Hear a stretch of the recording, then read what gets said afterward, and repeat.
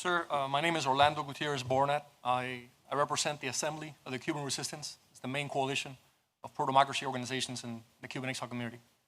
And what I want to do is very briefly share with you 4 memories of my life that helped me understand what socialism is, or communism is. Okay?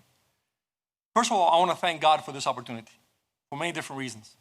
And it brings back one of my clearest memories of Cuba, which was sitting in one of those big, beautiful Havana churches, and the church was almost empty. My grandmother, myself, 2 or 3 more people, the priest doing mass. People were afraid to worship. People were afraid to go to church because they would put mobs outside to insult you when you came in or when you walked out. And you would be discriminated if you believed in God, persecuted. Rosa Maria's family knows that experience very well. And everywhere communism and socialism have come to, the first freedom they strike at is religious freedom. Why are they knocking down the statues of Jesus? Because they've done it everywhere they've gone. Whether it's a synagogue, a temple, a church, that's their target. St. Augustine said that the source of all other freedoms was religious freedom. The right to believe or not to believe, to have faith or not to have faith, that's fundamental. And that's one of the first things communism in Cuba tried to eradicate. They tried to wipe out Christianity in Cuba. For this very powerful reason, and for many others, free Cubans, Cuban Americans, have been at the forefront of the struggle against communism in Cuba and around the world. Thousands of Cubans have died in that struggle. Thousands have been imprisoned. Many are still in prison today. It's been a very long struggle, and this community has been visited many times by different leaders who made a lot of promises. Few of those promises, the most glaring being the Bay of Pigs, have been kept. And that's why, one of the reasons why I thank God for being here is that I wanted the opportunity to thank you, because you came through. I was there when they gave you the Bay of Pigs award. I was one of the speakers at that day. I was honored to do so. Right. And what you said that day, what you've been working on ever since, closely with Mario, who's untiring, relentless in the struggle for Cuban freedom, you've come through. And you know, Cubans have been without a homeland for so long. We've been in this struggle for so long that one of the things we cherish is loyalty and gratitude. And we are grateful to you. And we're good friends to have. Because once someone has served the cause of freedom in Cuba and behaved like you have, we will be loyal to you forever. Title III, Title IV have empowered Cubans legally to fight for justice.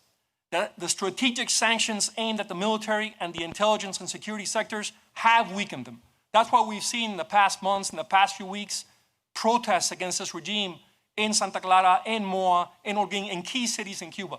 Every time Cubans see that the state is weakened and they have a chance to fight, they fight. They go out and they struggle. That's why it's especially important at this point in time that we have a strong Radio Martí, a strong TV Martí, a strong Radio República, all these stations which are transmitting uncensored, accurate, objective information to Cubans. Cuba is the base for the communist occupation of Venezuela and Nicaragua. If Cubans are really supported, like you're doing now, to free Cuba, the entire hemisphere will breathe better, including the United States. The second memory I want to share with you is that right before we left Cuba, my parents spent 5 years trying to get out of Cuba. My father, for the crime of being an electrical engineer, they didn't want him to go. So he had to go to a work camp, etc., etc. A few days before leaving, my father took me to different places in Havana to show me Havana before we left. Because he said, you know, we may never come here again. And he never returned. He never saw his city again. And Havana was a beautiful city. It's been destroyed now by communism. And it's a beautiful city because between 1902 and 1959, in less than 60 years, Cubans took that island from being devastated by genocide and Spanish occupation to being one of the leading Latin American countries with a thriving economy. Just to give you an example, which nobody ever discusses, before 1959, Cuba fed itself and exported food to the entire hemisphere. Cuba today cannot feed itself without US donations of food. So we have lived firsthand what you are struggling against. Those many in media and in Hollywood who spread lies about socialism, lies about communism, lies about what happened in Cuba. People are naive about socialism. They're naive about communism. Che Guevara himself said that the goal of communism and socialism was to destroy the individual, to destroy individualism. That's the engine of freedom.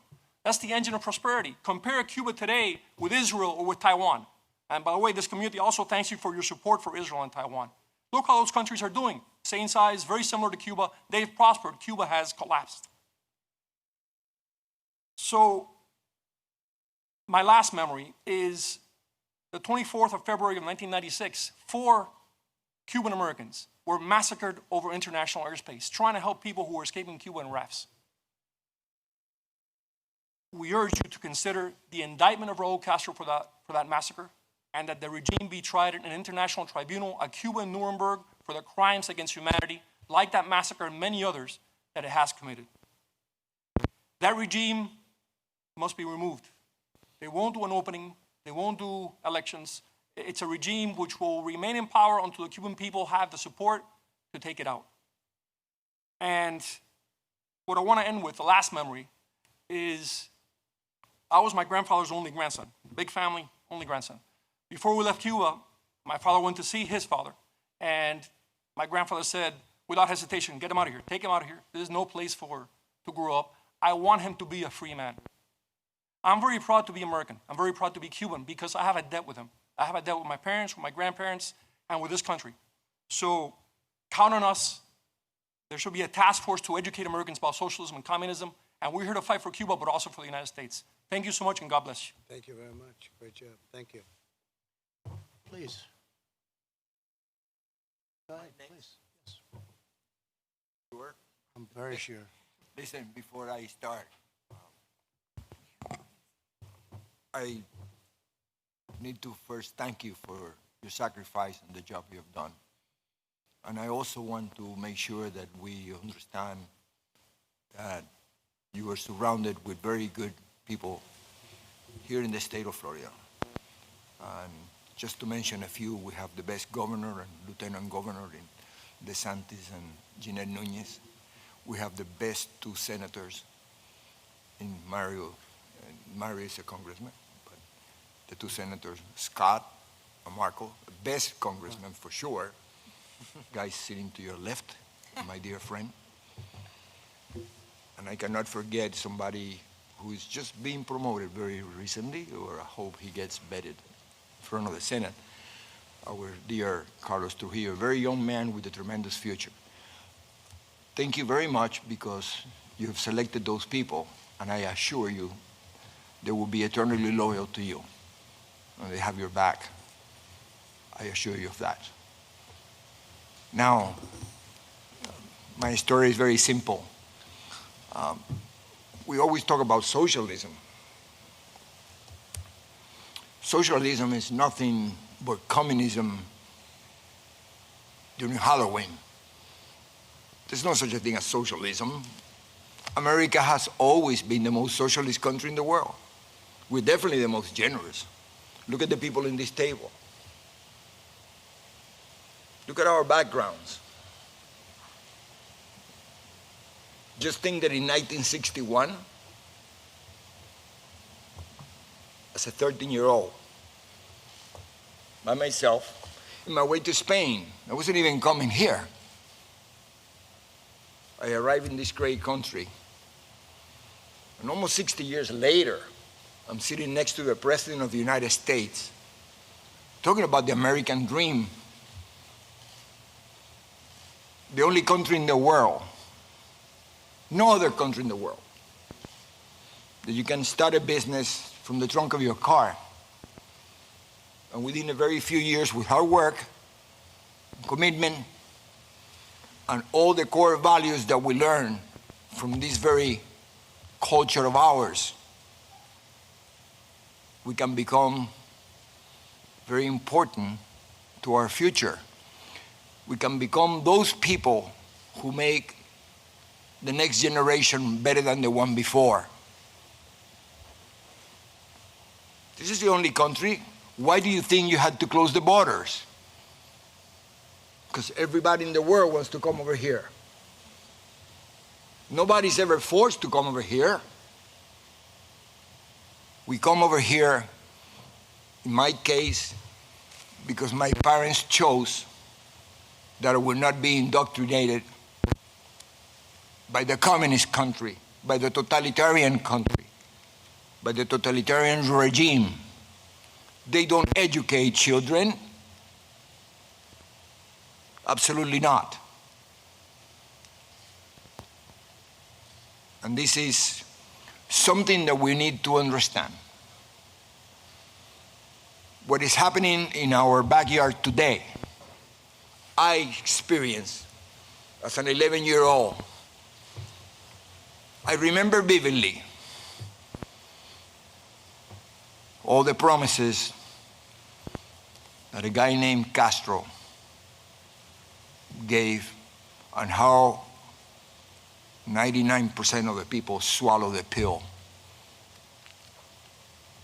It took many years later, after I read somebody named Saul Alinsky, that I realized that all those people were nothing but useful idiots. I remember Castro, while in the mountains, being interviewed and asked if he was a communist. He went crazy. I dare you, he says. Católico, apostólico, y romano. I'm a Roman Catholic. Educated by the Jesuits, he was. How dare you? We even have a priest in the mountains. We used to have priests in the mountains. I remember, I was the Marist brothers, Christopher Columbus here, for those of you know. And I remember the brothers, the Marist brothers, used to send young kids to the mountains because it was the second coming of our Lord. He was going to save Cuba. I remember how he promised to the farmers, to the Guajiros, that you're going to own the land. I remember all the promises that we hear today about free education and free health care and free land. And my God, no freedom. But he never said that until after he was in power, got rid of all the police, got rid of all the military, been there for the last 60 years and counting. And he destroyed each and every one who helped him, the Catholic Church. Everybody. And what do I know that? Because I happened to come to this country with the very last 9 cloister nuns from Convento Santa Clara, because he had taken over the convent. And I was on my way to Spain. I wasn't even coming here because I was going to join my brother, who my parents had already sent a few months before, because he was in the age where the government will take him for indoctrination purposes. My dad, who had experienced the same thing coming from Spain at the turn of the century, running away not from socialism, communism. He knew better. I remember when he used to tell my mom, Fefa, this SOB is a communist. My mother says, look, how can you say that? He's Catholic. Look, he's worse. He got rosary beads all over his neck. It just so happened that when I was in my way to Spain to meet my brother, I was going to go to the Marist brothers in La Coruña, España. Same brothers here at Christopher Columbus, by the way.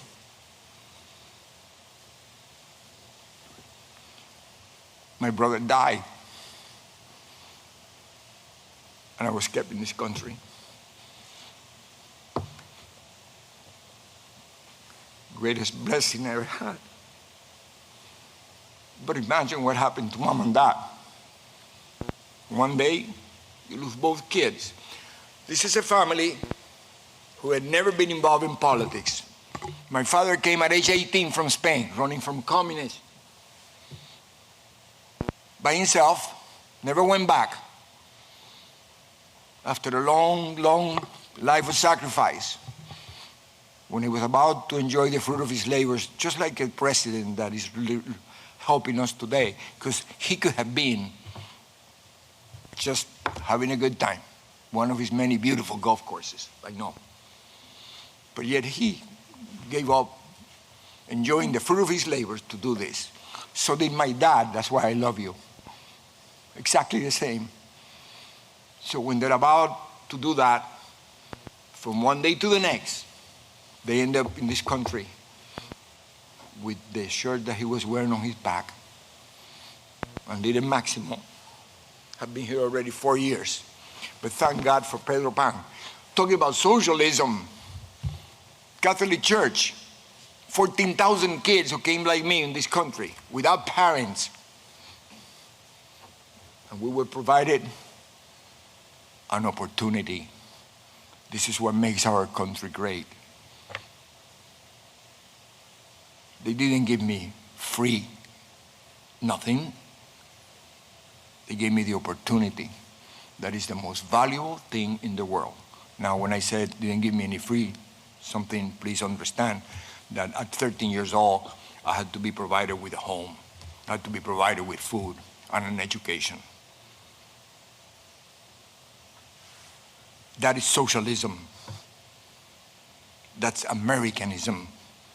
That's the America that these people are trying to destroy today by using funny terms like socialism. They're not. They're communist.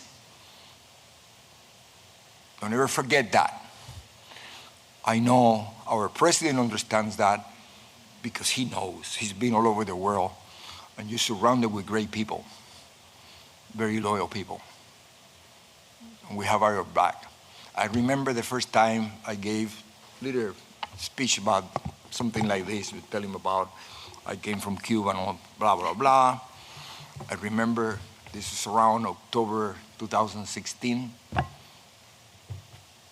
I thought you were a little crazy for the sacrifice you were about to take, but I predicted that we were going to elect you in November, and I was going to see you in the White House in January.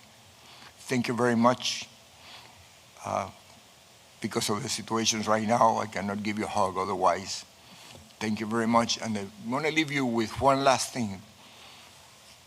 Never forget about my dad, who only had a sixth grade education, but I think he was the greatest philosopher I ever met. He used to tell us how lucky he was because he was able to come from Spain to Cuba. And then he came from Cuba to the United States. And he saw me graduate from college, and that was the biggest prize he ever had. And he said, don't lose this place because you're not going to be as lucky as me. Because if you lose this place, you have no place to go. So with that, please keep that in mind. And please, people, explain that to our young people who are demonstrating out there. Don't be useful idiots. Please understand what's happening in our country. See what happens to our parents. And see what is happening to America today. Mr. President, thank you very much. And thank you for your hard work. Thank you very much. And he became one of the most successful men in Florida. So he did, that's the only thing he didn't say.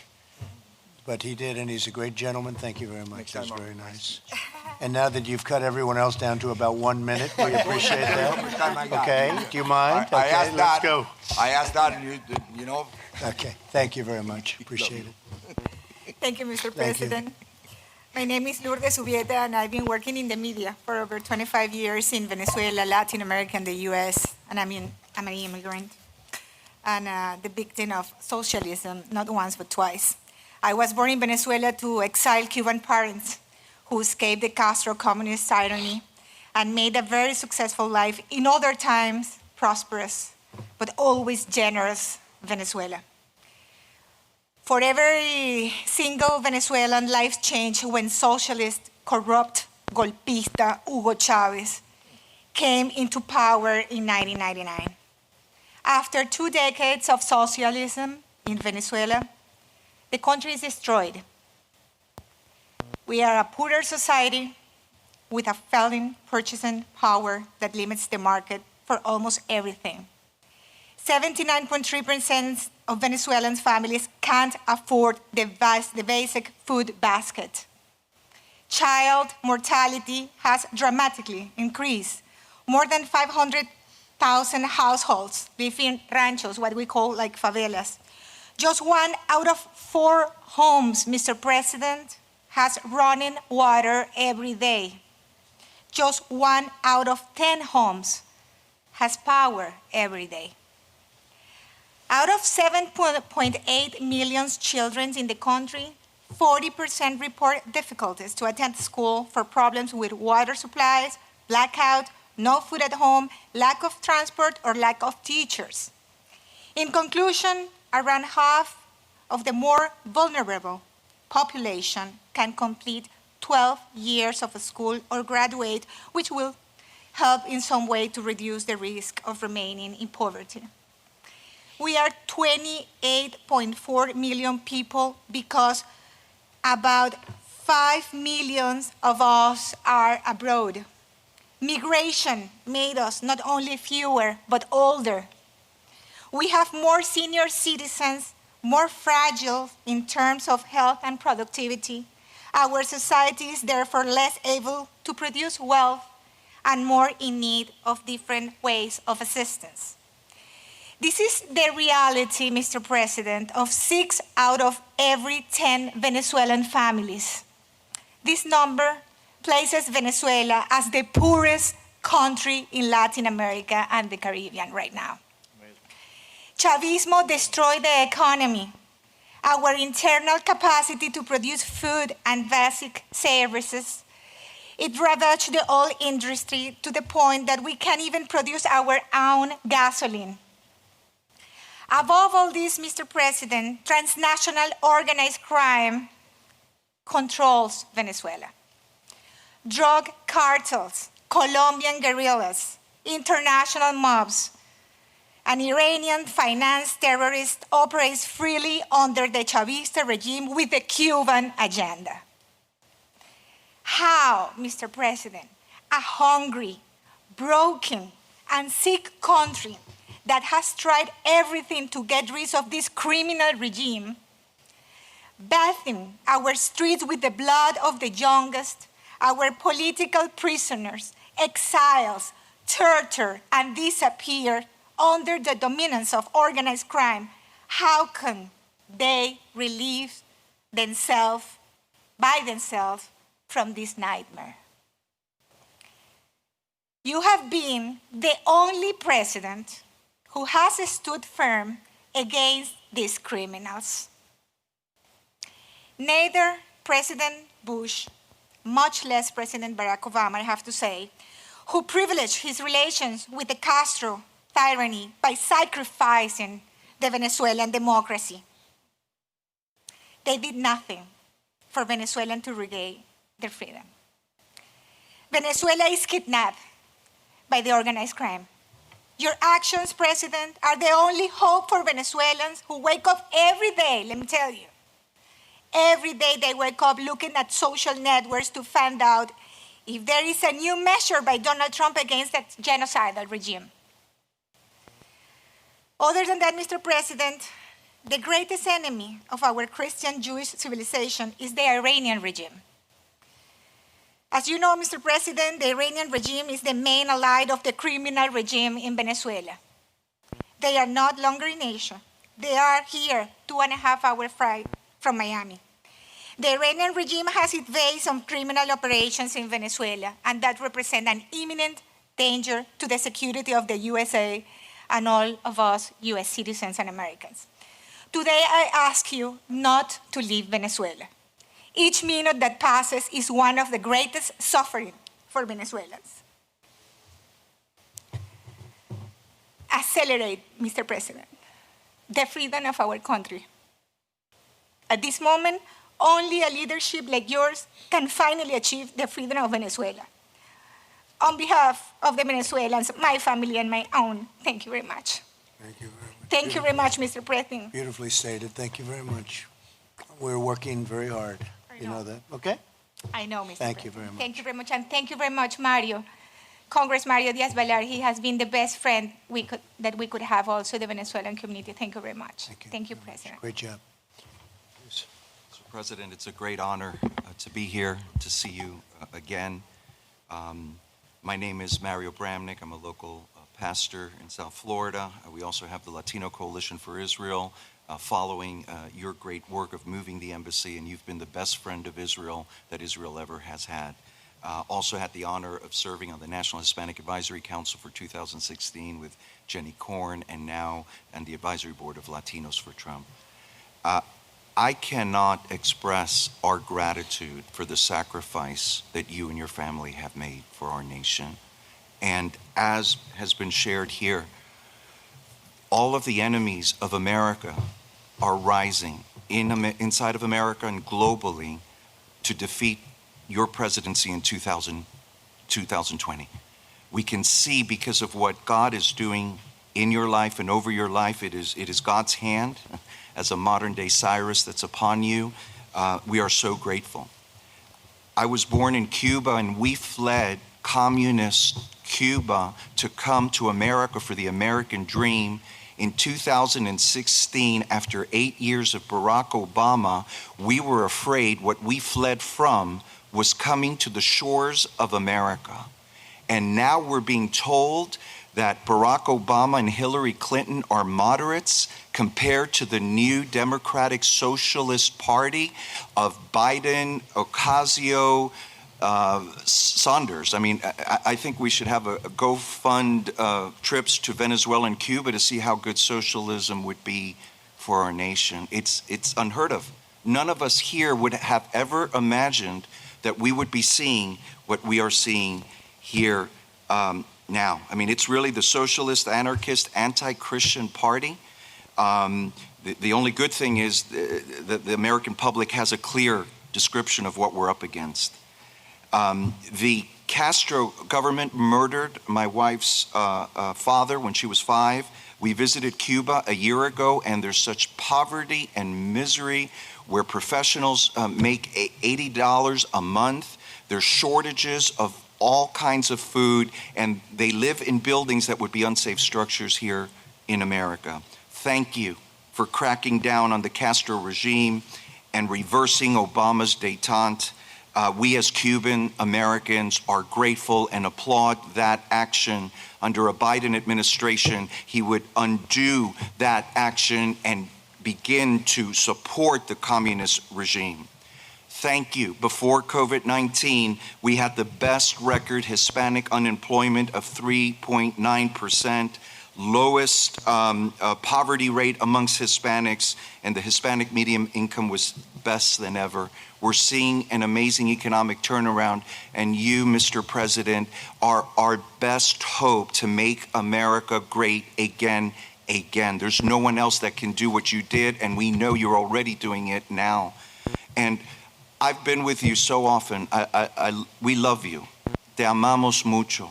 I know your heart for the Hispanics. I know your heart for the immigrants. I know your heart for the African Americans. I was with Pastor Paula at the beginning, and I said, at the end of your terms, you will be known as a champion for Hispanic Americans and for African Americans, and I believe all will know, because I know your heart and your labor for our community.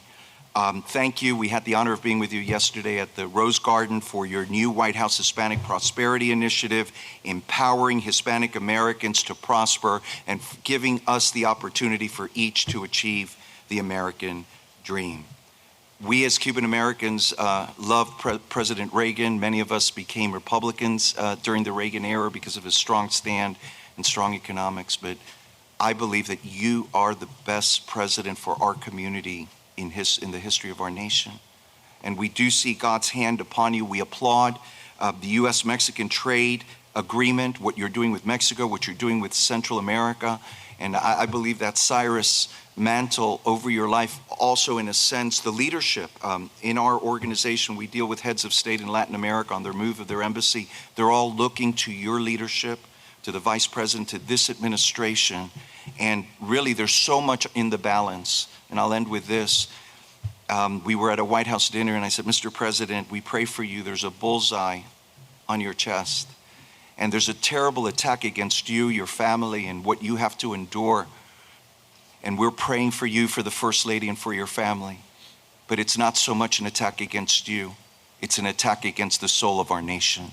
You are what is standing between capitalism and communism. You are what is standing between prosperity and poverty, between liberty and tyranny for our nation. I would dread to think what would happen if you're not our president, but I know with all that you're doing and because of God's hand upon you that we will prevail in 2020. If we lose 2020, we lose our nation.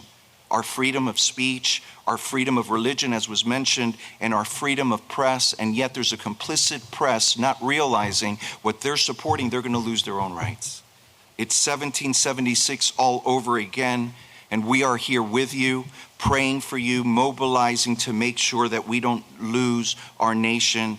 In closing, thank you so much for your leadership, for your sacrifice, for your moral clarity, your bold determination, and your unwavering commitment to the Hispanic Americans, to all Americans, and to our democratic ideals. Thank you so much. Thank you very much, Professor. Very nice, beautiful. Thank you.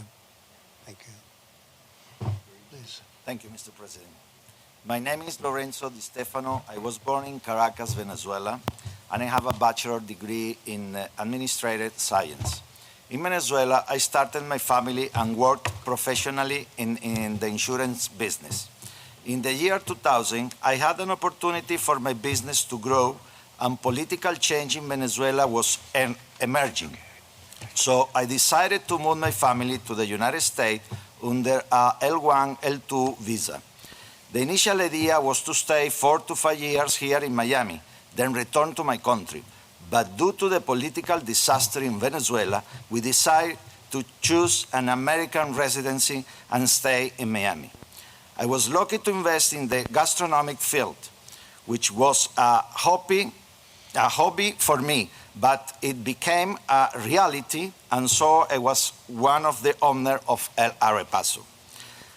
As the business was growing and due to fire in El Arepaso 2 was created.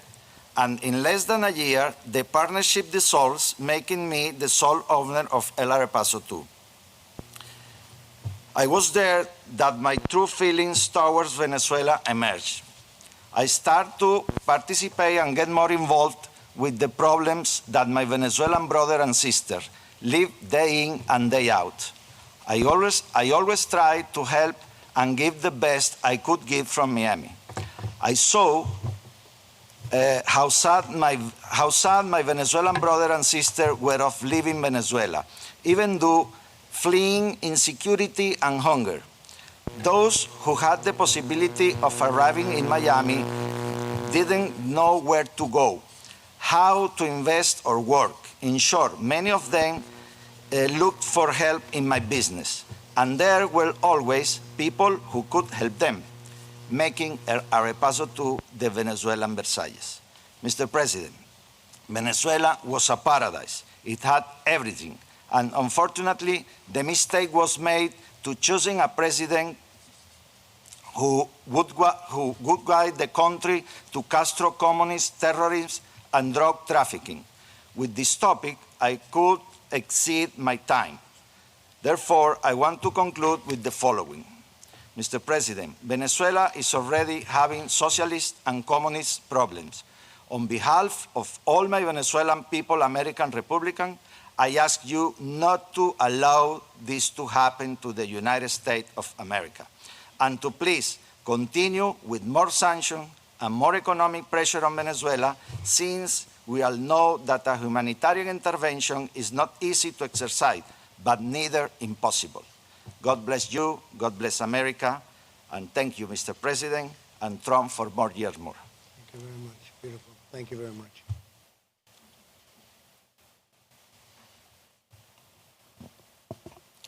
Thank you so much, Mr. President. I'm truly honored to be here as a voice for freedom of the Cuban people and among so dear friends. Thank you, Mr. President, for meeting with us today, for your friendship, and for standing with us, the Cuban people, who wants to be free to decide our own destiny. Thank you, Mr. President, also, for your historic actions to support democracy in Cuba and to pressure the cruel communist dictatorship. Our Cuban people suffer constant oppression from the socialist state. For more than 6 decades, communist Castro regime has imposed the culture of the exclusion and the discrimination against any Cuban with a divergent expression. They abolished our civil liberties, our freedom of faith and of speech. They tried to delete our history, our faith, and our culture. The Castro regime tied the hands of the Cuban people to make us poor and dependent, because communism mutilates the human soul in order to control the society. And those who raise their voice in favor of freedom, in favor of justice, those are risking prison and even death. This July 22nd will mark 8 years since my father, Oswaldo Paya, was assassinated by the communist regime. My father founded and led the Christian movement for liberation. He was a leader of the political opposition, but he was also a moral leader to thousands and thousands of people who demanded a right to have a voice and participate to change the system. He was the most generous man I ever met, and he was killed by the communist regime. They were trying to kill his legacy because they were in fear of the faithful, in fear of the conviction of a silent majority awakening and demanding freedom. And although the communist regime was able to kill my father, they were not able to kill his legacy. They were not able to extinguish the resolve of our people to secure our liberation. On the contrary, our resolve is stronger than ever. We carry on his work. Our movement grows faster every day. We will not relent until we are free.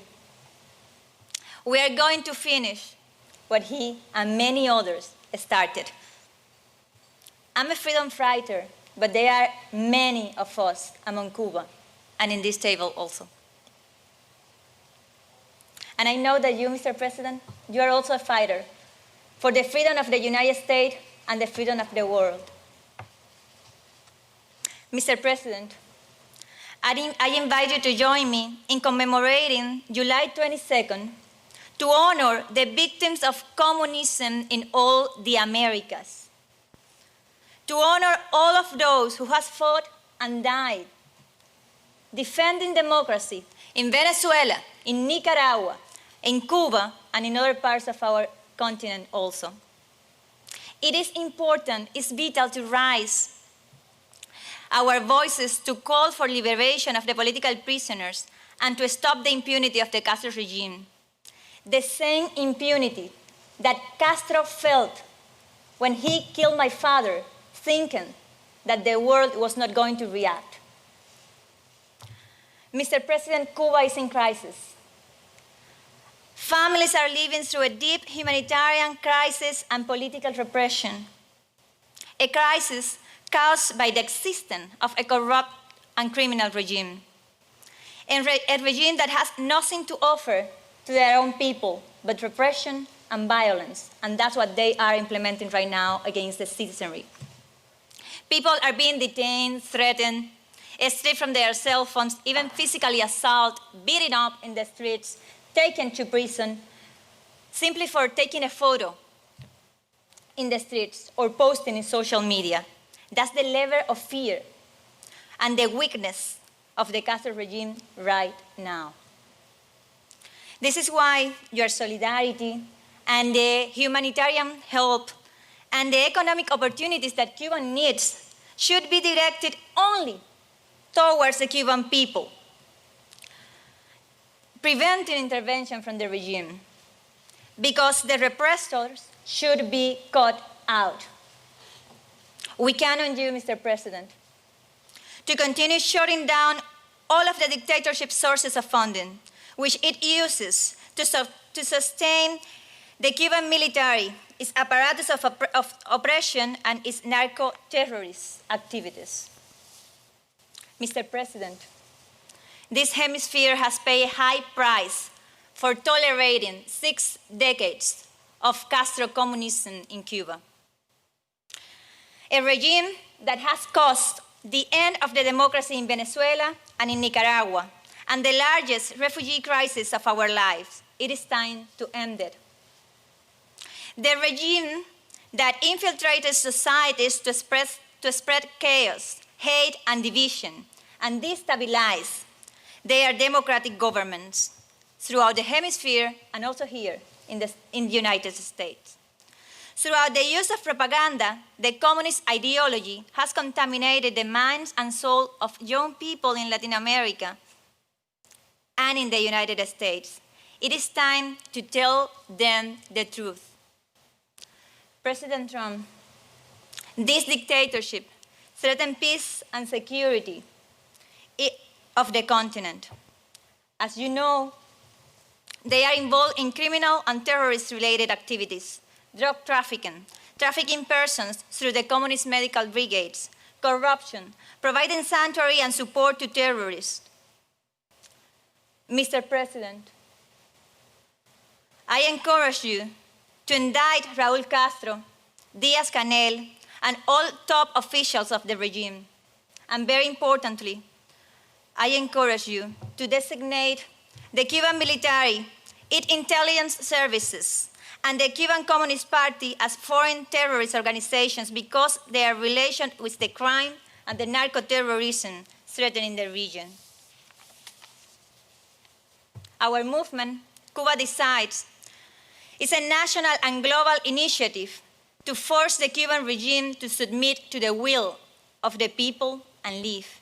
It is imperative that all the nations in the free world support the Cuban people's fight for change, because the victory of the democracy in Cuba is essential to open the path to peace, prosperity, and stability in the whole hemisphere.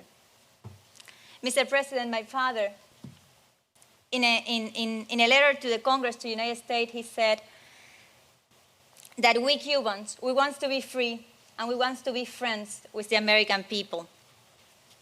Please accept this coffin link with the coat of arms of the Republic of Cuba as a symbol of the friendship between our two people, and also as a symbol of our appreciation for your actions and your solidarity. Thank you so much, Mr. President. Thank you very much. I'm looking forward to working together with you very soon for the streets of a free Cuba. Thank you so much. Thank you very much. Thank you very much. Well, I want to thank everybody. I will not forget what I heard today. It's very moving. It's a very tough situation, and we've made a lot of progress, as you probably have seen and you know. And I have a feeling you won't be disappointed. And by the way, 2020 is very important. Very important. So good luck to everybody. Thank you. Really a good job. Beautiful job. I won't forget. You have a great representative right here. So Mario will be speaking. Okay? Thank you very much. Thank you. Thank you very much.